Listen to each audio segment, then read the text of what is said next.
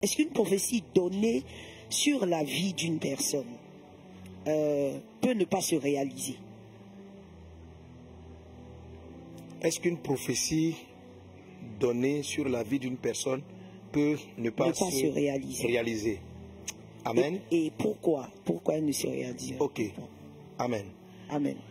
Alors, déjà, une des choses qu'on a apprises à l'école du prophète, c'est les différentes formes de messages prophétiques. Les différentes formes de messages prophétiques. Amen. Une prophétie se réalise. Voilà, mais je veux qu'on voit les différentes formes. Je demandais à la comme vous pouvez m'envoyer l'image de des différents types de prophéties avec la tour prophétique. Avec la tour prophétique. Donc c'est un rappel de certaines choses qu'on a étudiées et puis pour te motiver à suivre l'école des prophètes. Voilà. Hein? C'est d'être beaucoup dans l'école du prophétique sur le mariage, mais à suivre l'école des prophètes pour savoir de dont il s'agit. Alors, dans le tableau, celui que tu as vu tout à l'heure à l'écran, on te présente 1, 2, 3, 4, 5, 6 formes que peuvent avoir un message prophétique. Okay? On a celui qu'on appelle les arrêtés. Je vais demander au pasteur ici présent de lire par exemple, Pasteur Djati, tu peux lire Genèse chapitre 6, verset 13. Pasteur Wadja, tu peux lire Genèse chapitre 41, verset 31. Genèse 6, 13 et Genèse 41, verset 31. Pasteur plus qu'après toi pour Ézéchiel chapitre 33, verset 12.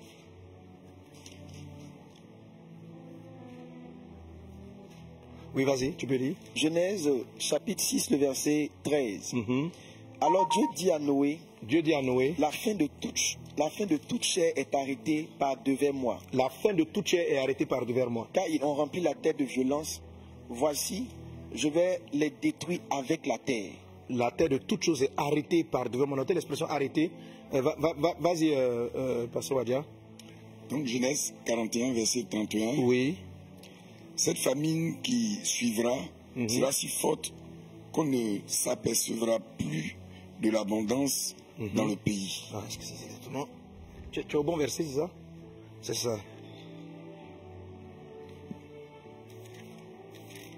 Et au verset 32, je pense, le 32. Oui.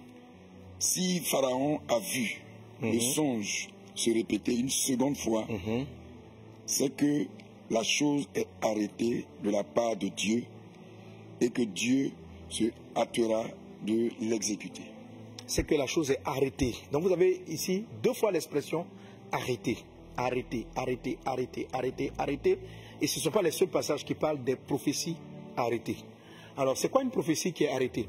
C'est celle-là dont on peut dire clairement que quand une prophétie vient sous la forme d'un arrêt, elle va arriver comme ça. Elle va arriver. Un arrêté, ça veut dire c'est arrêté. Vous ne pouvez pas la faire bouger. Donc, comment dirais-je, Moïse ici, pardon, Joseph, pardon, donc révèle à Pharaon, il dit, ah, le fait que tu as vu le songe se répéter 2 fois, signifie que c'est arrêté. Donc on comprend que quelqu'un qui a l'esprit de la prophétie, lorsqu'il reçoit un message prophétique, il essaye de discerner la forme du prophétique. Est-ce que ce message est un arrêté ou c'est un message qui est sujet aux différents autres éléments que je vais partager tout à l'heure? Est-ce que j'ai affaire à un arrêté?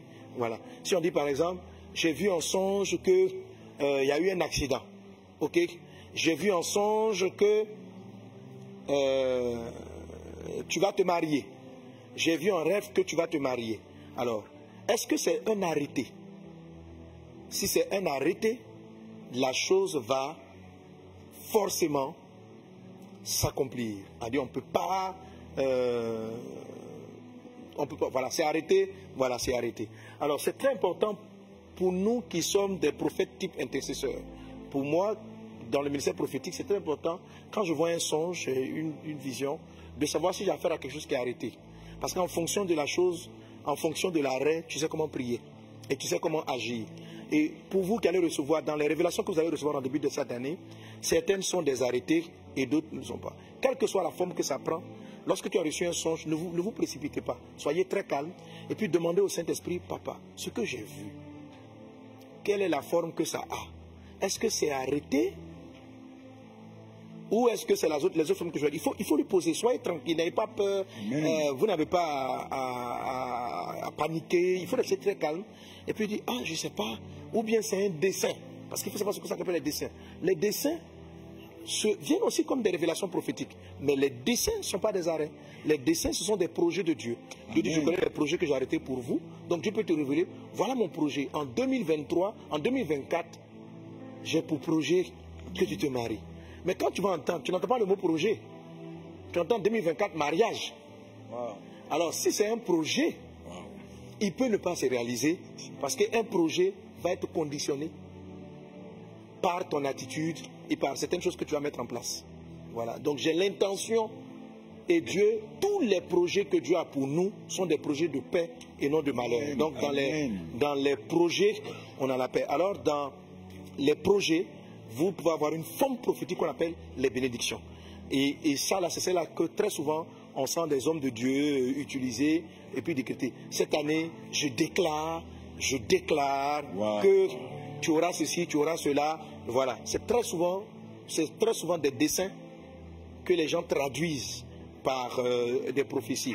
Mais pour nous qui sommes à l'école du prophétique, on doit apprendre à reconnaître les différentes choses. Amen. Donc qu'est-ce qui va se passer par exemple en ce qui concerne l'abondance? Regardez, là, Joseph voit, il discerne un arrêté dans le songe de Pharaon, c'est-à-dire l'arrêté c'est qu'il y aura 7 années d'abondance et 7 années de famine. Donc il sait que ça c'est arrêté. La famine c'est quelque chose de négatif. Si vous ne savez pas que c'est un arrêté, vous allez commencer à prier contre la famine. C'est une perte de temps et d'énergie. Si vous savez que la famine est arrêtée, ça vous donne l'opportunité pour vous qui priez de vous focaliser sur quelle est la sagesse de Dieu pour changer cet arrêt en opportunité. Ok? Alors ça c'est ce que maintenant Joseph va recevoir. Joseph va recevoir que pendant la période de l'abondance, il fallait mettre de côté telle réserve. Et puis, donc ayant obéi à cette voie, pendant que le monde entier va connaître la famine, l'Égypte va prospérer. Parce que l'arrêté ne dit pas que l'Égypte va souffrir. Quand vous avez affaire à un arrêté, vous devez très bien noter les spécifications. Certaines personnes qui sont confrontées à des arrêtés passent leur temps à pleurer. Il ne faut pas pleurer devant un arrêté. On te dit, oh, j'ai vu que, comment dirais-je, cette année, ma grand-mère va partir. Et tu aimes tellement ta grand-mère, tu passes ton temps à pleurer. Mais pourquoi Dieu vient te révéler ce secret? Tu peux par exemple profiter pour dire, oh Dieu, si cela a arrêté par devers toi, je te supplie, saisis-toi de cette opportunité et fais régner ta gloire dans notre famille, dans notre maison, etc. Pourquoi? Parce que les cœurs seront déprimés, les cœurs seront en détresse et ils sont souvent très favorables à ce que Dieu fasse quelque chose. Donc quand Joseph voit qu'il y a un arrêt qui a 7 ans de favorable et 7 ans de difficulté, il va faire en sorte, par la sagesse de Dieu, de transformer la difficulté en opportunité. Amen. Amen. Si la prophétie n'est pas arrêtée, elle sera un décret. Demande un décret. Vas-y, Pasteur Prisca. Ézéchiel 33, 12. Ézéchiel 33, le verset 12. Et toi, fils de l'homme. Et toi, fils de l'homme. Dis aux enfants de ton peuple. Oui. La justice du juste ne le sauvera pas au jour de sa transgression. Et le méchant ne tombera pas par sa méchanceté le jour où il s'en détournera. De même que le juste ne pourra pas vivre par sa justice au jour de sa transgression. Oui. Amen. Bon, il faut lire en fait tout le passage pour comprendre. En fait, ce que Dieu dit ici, c'est que Dieu dit, dans Ézéchiel 33, il faut lire tout le contexte, le temps de manquer. Si je dis aux méchants, le verset 13. Voilà, verset 13. Tu mourras. C'est quoi? Va lire la phrase. Lorsque je dis au juste qu'il vivra, s'il se confie dans sa justice et commet l'iniquité, toute sa justice sera oubliée. Et il mourra à cause de l'iniquité qu'il a commise. Donc, si Dieu vient prophétiser en disant au juste, tu vas vivre, je te donnerai l'abondance, je ferai ceci. Maintenant, lui, parce que Dieu a dit ça, il se confie dans sa justice, et puis il commet l'iniquité, il va mourir. Il va mourir. Et puis maintenant, donc, si on dit au pécheur, tu mourras. Verset 14. Lorsque je dis au méchant, tu mourras, s'il revient de son péché et pratique la droiture et la justice, s'il rend le gage, s'il restitue ce qu'il a ravi, s'il suit les préceptes qui donnent la vie, sans commettre l'iniquité, il vivra, il ne mourra pas. Il vivra, il ne mourra pas. Donc, ici, vous voyez que ce n'est pas une prophétie arrêter. Mais qui dit tu mourras? C'est Dieu qui parle. Et c'est une prophétie. Il ne dit pas, si tu meurs, il ne dit pas, voilà, si tu te répands, tu ne mourras pas. Il dit, si je viens dire tu mourras, je t'annonce que tu mourras. Si Dieu vient te dire, tu te marieras, c'est un arrêté ou c'est un décret? Ça, c'est un décret. Un décret vient comme un arrêté, ça vient comme une prophétie directe. Parce que tu es dans certaines dispositions. Si, en cours de route, tu changes les dispositions, tu deviens orgueilleux. Il dit par exemple, je ferai de toi un homme de Dieu influent sur toutes les nations. Beaucoup de gens ont des prophéties sur leur vie qui sont des décrets. La plupart des prophéties sont des décrets. Lorsque Jonas arrive à Ninive, regardez la prophétie est claire. Il dit, Ninive sera détruite. Il donne le temps. Ninive sera balayée. Il ne leur donne même pas l'option de repentance. Mais quand le peuple entend la parole et que le peuple se répand et qu'il revienne à Dieu, Dieu change d'avis. Et Dieu vient dire, voilà, Ninive ne sera plus détruite. Je vous donne encore un temps. Lorsque Dieu a annoncé à Akab qu'il allait mourir, Akab s'est repenti. Et quand il s'est repenti, le prophète est venu lui dire, voilà, Dieu te sauve. Donc ce genre de prophétie-là, ce ne sont pas des arrêtés, ce sont des décrets qui arrivent, qui ressemblent beaucoup aux arrêtés, qui sont très clairs, très précis, mais qui dans le fond seront conditionnés par l'humilité de la personne. S'il y a humilité, il y a repentance, Dieu peut revenir et puis te donner une opportunité de vivre. Donc ça, c'est ce qu'on appelle les décrets. Amen. J'ai des versets même qui donnent le thème décret en tant que tel. Si je décrète, voilà. Amen. Amen. Je dois poser une question, c'est possible? Oui, vas-y. Moi, j'ai fait un songe où j'ai fait un accident. Ok. Je suis parti en voyage. À la veille du voyage, j'ai fait un accident. Dans le songe, j'ai reporté mon voyage de 3 mois. En dépit que j'ai reporté de 3 mois, j'ai quand même fait l'accident. Donc c'est quoi? L'accident est arrêté. Ça, c'est quel modèle de... C'est arrêté, c'est décret que mes prières pouvaient faire quelque chose. Mais donc tu as reporté le voyage? Je me suis dit, bon, comme j'ai vu à la veille, donc je ne voyage plus, je vais laisser. Et 3 mois après, j'ai fait le voyage, j'ai quand même fait l'accident. Alors, donc, super question. Donc si je vois une prophétie comme ça, je fais un songe, j'ai un accident à l'issue d'un voyage. La Bible dit que c'est l'Esprit de Dieu qui interprète les songes. La même manière que Dieu vous avertit, de la même manière, il a préparé une réponse. Il va vous dire si c'est un arrêté, il va vous dire quelles sont les conditions. Donc par exemple, peut-être que tu as pris sur toi-même de te dire, je vais reporter. Or, ce n'était pas la solution. La solution ne se trouve pas dans le report. Wow. Ok, la solution ne se trouve pas dans le report, mais peut-être que la solution même se trouvait sur la destination. Wow. Du genre, ne va pas. Donc, mais tu peux recevoir juste la portion. Comme je vous ai dit tout à l'heure, dans le décret, il ne dit pas aux Ninivites, si vous vous repentez, vous serez sauvés. On ne dit pas ça aux Ninivites. Jonas vient simplement leur annoncer la fin, la décision de Ninive. Maintenant, eux, ils sont touchés et puis ils se repentent. D'ailleurs, même Jonas même, ne voulait même pas leur dire que Dieu est un Dieu miséricordieux. Et eux, ils voulaient que le jugement ait lieu. Mais Dieu est miséricordieux. Ça fait partie de sa nature. Amen. Alors, donc, quand vous avez une prophétie de ce genre, il faut vous mettre et puis savoir. Si vous avez affaire à un décret, ce qu'il y a à faire maintenant, c'est de lui poser la question, ah Seigneur, j'ai vu ce songe. Est-ce qu'il va arriver ou est-ce qu'il est... Donc, je vais reporter jusqu'à ce que j'ai ma réponse. Voilà, il faut avoir la réponse. Et puis si par exemple, après un moment donné, tu sens, quelquefois la réponse va venir par, plus tu penses au voyage, parce que la réponse peut venir par vos émotions, ok? Plus tu penses au voyage, plus tu es triste, plus tu es mal à l'aise, il ne faut pas bouger. À un moment donné, tu penses au voyage, tu sens que tu as la paix. Mais même quand tu vas sentir la paix, il faut lui demander, est-ce que tu peux partir? Et puis il va vraiment te conditionner, bon, peut-être quand tu vas prendre, ne passe pas par telle route, mais passe par telle autre route, ne passe pas par telle voie, mais emprunte plutôt tel chemin, ne va pas faire ceci, mais va plutôt faire cela. Wow. Voilà. Parce que justement, peut-être arriver là-bas, voilà. Une fois, je devais aller quelque part dans une croisade là, et laisse m'a dit, quand tu vas arriver, ne mange pas. Tout ce qu'on va te présenter, tu ne manges pas. Ok? On va t'empoisonner. On va tenter de m'empoisonner. Bon, ok. Mais le poison peut me faire. Des fois, j'arrivais dans des endroits, on m'a dit même que c'était empoisonné, puis il m'a dit pour manger, pour les confondre. Donc, j'ai mangé, il n'y a rien eu. Ok? Alors là, quand j'arrive, on nous fait plein à manger. Je suis avec les frères. Je leur dis de ne pas manger. J'ai oublié de leur dire. qu'on ne mange pas. Et puis, la sève. En fait, je crois que j'avais oublié. Donc, quand moi-même, je me rappelle. Alors, comment arrêter les autres qui étaient contents des victuailles qui nous s'étaient présentées? Alléluia. Amen. Donc, j'ai fait une prière. Il dit, oh Dieu, il dit, il ne faut pas t'inquiéter, c'est à toi, j'ai dit la parole. Ça te concernait toi. Ça ne les concerne pas. Wow. Prie simplement. Voilà. Donc, après ça, j'ai un peu mal au ventre.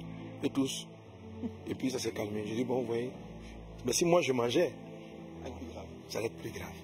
Ça allait être plus grave. Mais vous, bon, Dieu m'a montré que c'était ça, quoi. Quand j'ai pris une fois que tu vraiment un petit mal là, juste pour t'expliquer que vraiment, il n'y avait pas quelque chose de bien dans la nourriture. Ok, gloire à Dieu. Amen. Bref, amen. Quand vous avez une révélation, prenez le temps de demander au Saint-Esprit de vous l'expliquer. Le même Dieu qui vous a parlé va vous l'expliquer par des sensations, par des émotions, par d'autres rêves complémentaires ou par des orientations ou en venant au culte le dimanche, par un message qui sera donné. Ok, voilà, pour terminer avec ça, donc on a les dessins, je vous ai parlé, ce sont les projets de Dieu. Vous les trouvez dans le psaume 33, verset 10 à 11, Ésaïe 25, 1, Jérémie 29, 11. Je connais les projets que j'ai établis pour toi, ce sont des projets de paix, non des projets de malheur. Donc les projets de Dieu sont toujours favorables. Amen. Amen, amen. Ils sont toujours favorables. Donc ça, c'est avec les projets, les dessins que généralement sur lesquels on s'appuie pour faire des dessins. Et tous les intercesseurs, ceux qui prient par intercession, vont chercher là le dessein de Dieu. Alors, si vous voulez annoncer, ça je parle des intercesseurs, vous voulez annoncer par exemple, vous voyez un malheur qui arrive à un pays. Pour intercéder, il ne faut pas vous arrêter sur le malheur. Dieu dit c'est arrêter. Ce que tu dois aller chercher, c'est le projet de Dieu. Tu dois dire, Seigneur, quels sont tes desseins pour cette nation?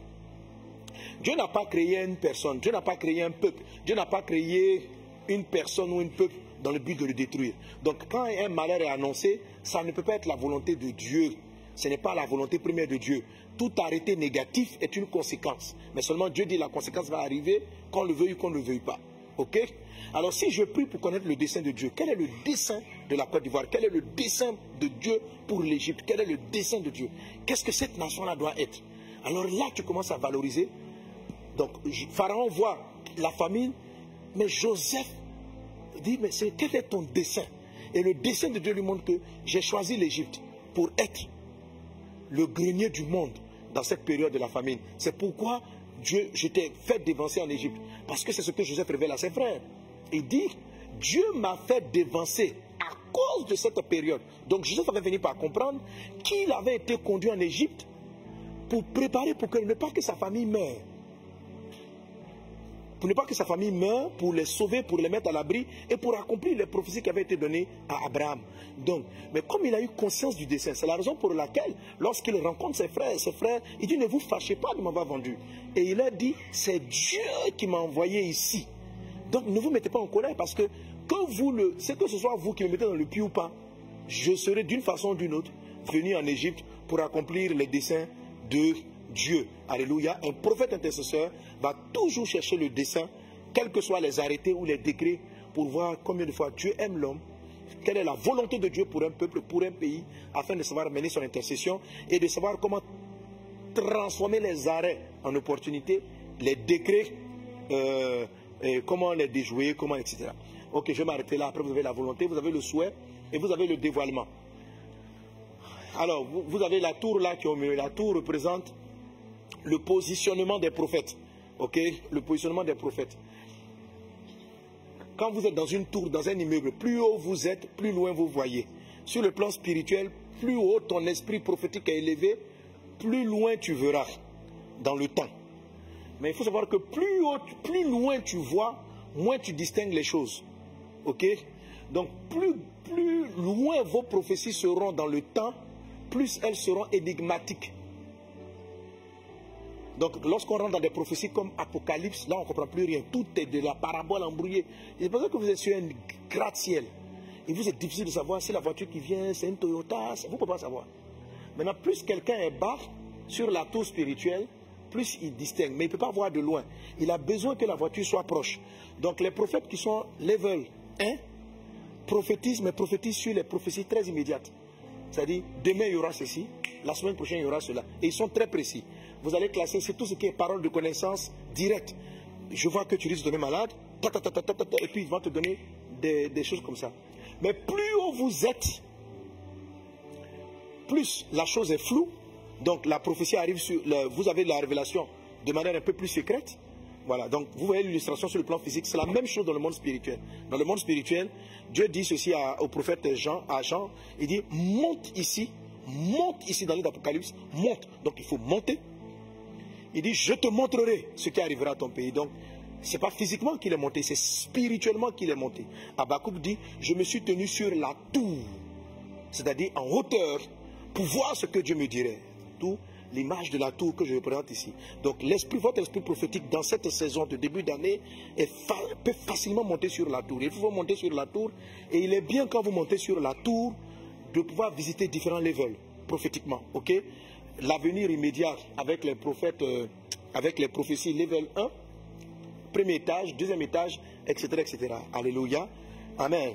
Voilà. Donc en fonction de cela maintenant, donc, plus c'est codé, plus ce que vous voyez risque d'être loin.